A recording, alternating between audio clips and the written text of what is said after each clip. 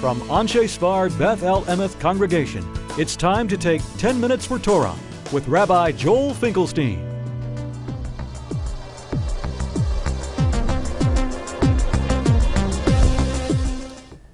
Welcome to our discussion of Parshat Lech Lecha. Can a Gentile or a woman be a Mohel? First, we have to say that to do the bris in the wrong way is a very serious matter, because it says Arel Zachar Shalo Yimol B'Sar Latam. It says in this week's parsha that a person who is uncircumcised and does not get the circumcision, then he will be cut off from the soul. His soul will be cut off from the people, and he has violated the covenant with God. So we want to get it right. So the question is, from the point of view of Jewish law, can a bris be done by a Mohel who is either a woman or a Gentile? And if so, why not? So first we find a debate in the Talmud, and the question is this a fundamental debate, or are they just arguing about some other detail? Now the Rabbanan, we learn in the Brisa, Yisrael malzu rechavim l'shum ger, afug l'shum morana, the lo, rechavim lo yimol, Yisrael b'nei shachashudim ashfichas domim. Important thing for us is that a Gentile should not give a bris to a Jew, because we're afraid that he might kill him. There was tremendous suspicion of the Romans, of the Gentiles in those days, and they were afraid that if they allowed a Mohel to be non-Jewish, a mayor was afraid he would kill him. Chachamim omrim, as long as someone's watching, the sages say, as long as someone's watching, it's fine. So that's not a fundamental debate. However, there is a later discussion in the Talmud that says that, why is it a problem? Because it says, "Vatay pritichish more." It says you should keep the covenant, and if you're not someone who has a bris, who's involved in a bris, then you're not. Doesn't count. And however, Rav Chisda said that the reason is La Hashem himol, and Rabbi Yossi says hamol himol, that the one who is circumcised, he can give the bris. Or we learned it like this: how do we know a bris for a Gentile, done by a Gentile, is no good? They quote Rav, who said, you have to keep the covenant. If you're not part of the covenant, you can't do it. Rabbi Yochanan Amar, hamol himol, since it says you shall surely do a bris, what it means is the one who is mal, who is gemal, who is circumcised, he can give a bris. If he's not circumcised, or if he's not the type of person for whom he's commanded in circumcision, then he can't give a bris. Now, what difference does it make whether we use this interpretation or that interpretation? So, well, let's say he's some sort of an Arab who, descendants of Ishmael, who was supposed to have a bris. So he had a bris. So it says someone who has a bris can give you a bris, so they can give you a bris. But if we say that you have to be part of the bris, be part of the covenant, they are not part of the Jewish covenant. What about a woman? The Gemara says this difference as to what the source for a Gentile not being able to do it would apply to a woman as well. According to one who said, you have to keep my commandments, my covenant, Briti Tishmor, woman's not included in the bris, so she can't give it. However, those who say that one who is circumcised can give it, a woman could give the bris. You know why?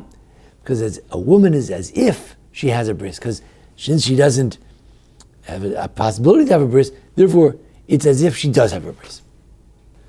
The Gemara in Kedushin 29b explains why a woman is not obligated to give the milah to her child. If, let's say, God forbid, there was no father, or the father didn't want to do it, she doesn't have to pay for it. It's the community's responsibility. Why not? Because it says, God commanded Abraham, not Sarah. But that's a different question as to whether she could be a Mohel. So Tosfos says, what do you mean she doesn't have to do it? Of course not. It's a commandment that is time-related. Time-bound positive commandments, women are exempt. So of course she's not obligated. So he says, well, after the 8th day, you can do it whenever you want to. But still, you're supposed to do it during the day. we say that even if it's not done on its official day, like the 9th day or the 20th day or 10 years later, you should still do it. You should still do it during the day. So according to those opinions, certainly it is time bound. The Ramban answers that in a mitzvah for themselves, they're not obligated unless if it's time bound. But here it's for someone else, for your child. So maybe they would be obligated. Or the Marach or Zarua says, the women are not exempt from giving a milah to their child, if not for this particular verse, because one gets the mitzvah of milah all the time. The mitzvah of milah, it's true, it can only be done during the day. But the fulfillment, the kiyum mitzvah, is at all times. Once a person has a bris, they're fulfilling the mitzvah for the rest of their lives. Tosfos read, Rabbi Shai Detrani, an Italian rabbi, he said, no. He says the mitzvah is not that the baby should have a bris, or that, what's the mitzvah on the father? To be engaged day and night in looking to find how to do the bris, to figure it out, to watch YouTube videos, to go to a surgeon to figure it out, to find a surgeon, to hire a surgeon, to get one. It's his job. That's not a time-related thing. From the time the baby's born, from the 8th day, the father has that obligation. So, therefore, it's not time-related. That's why the Talmud needed to use a verse to say that the woman is not obligated to give the bris. It's not her responsibility. But Rabbi Yonasan Eibschitz, a great scholar from the 1700s, he asks a question. He says, wait a second.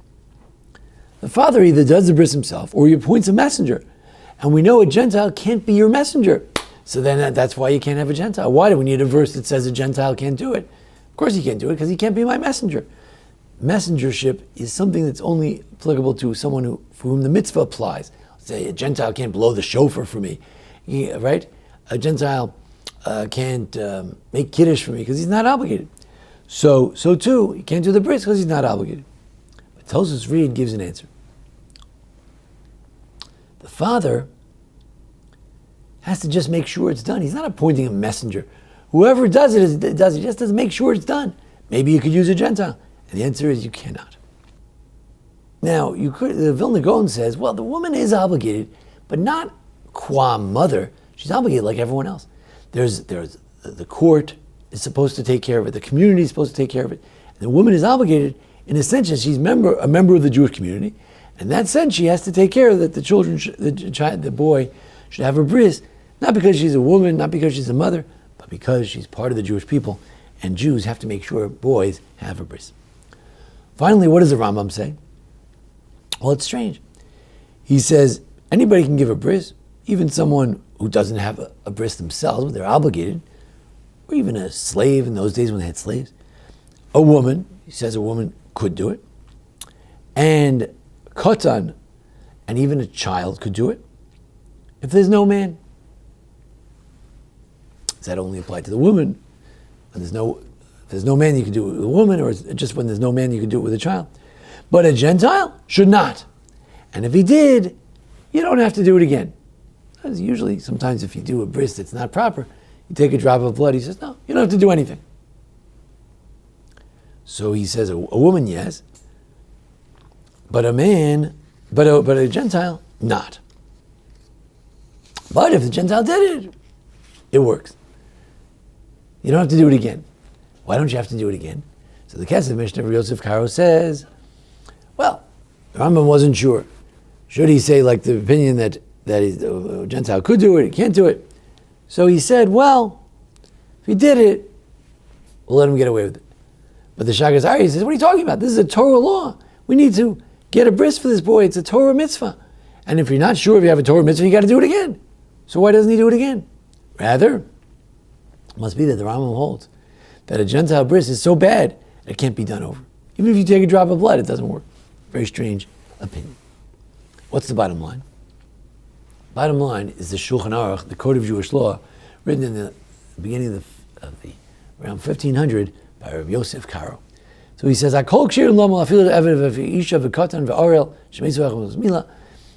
can give a bris, a slave in the days when they had slavery, a woman, a child, Or even someone who doesn't have a bris because his brothers died from it. He's a hemophiliac. Okay. If there is a Yisrael Gadol Kodem Shkulam, of course there is a bar mitzvah boy or a man who can do it, then certainly he should do it. What about a woman?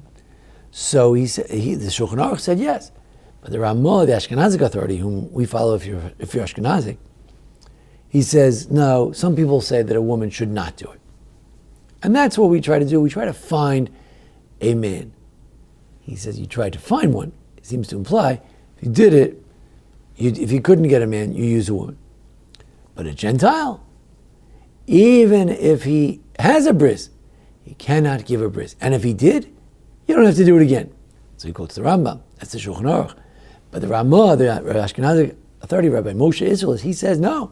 Some people say that you have to go back and redo the bris if a Gentile does it. So if the child goes to the hospital and he gets a bris before the 8th day, you definitely have to redo the bris, have a drop of blood taken. What if, say, the Gentile Mohel in the hospital does it, or the local pediatrician does it on the 8th day, you have to go back and take a drop of blood. So I wouldn't recommend it. It says right here that the Gentile shouldn't do it. That's what he says. The Rambam, the Shulchan Aruch say he shouldn't do it. But if he did, unlike the Rambam who says there's no the way of fixing it, could be he never has a bris, he says no, you could fix it with taking some blood from that spot.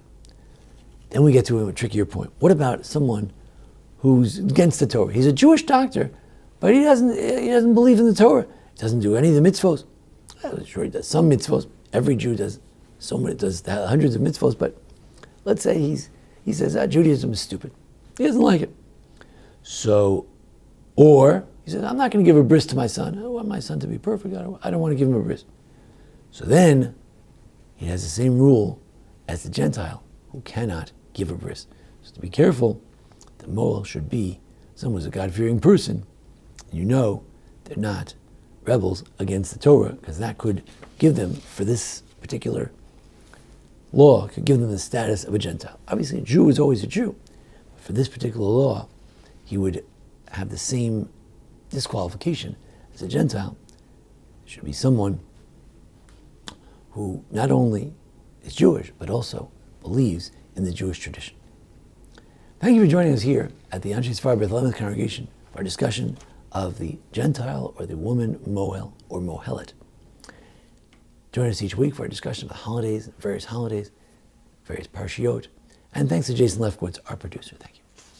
This has been 10 Minutes for Torah with Rabbi Joel Finkelstein. To learn more, visit asb.org.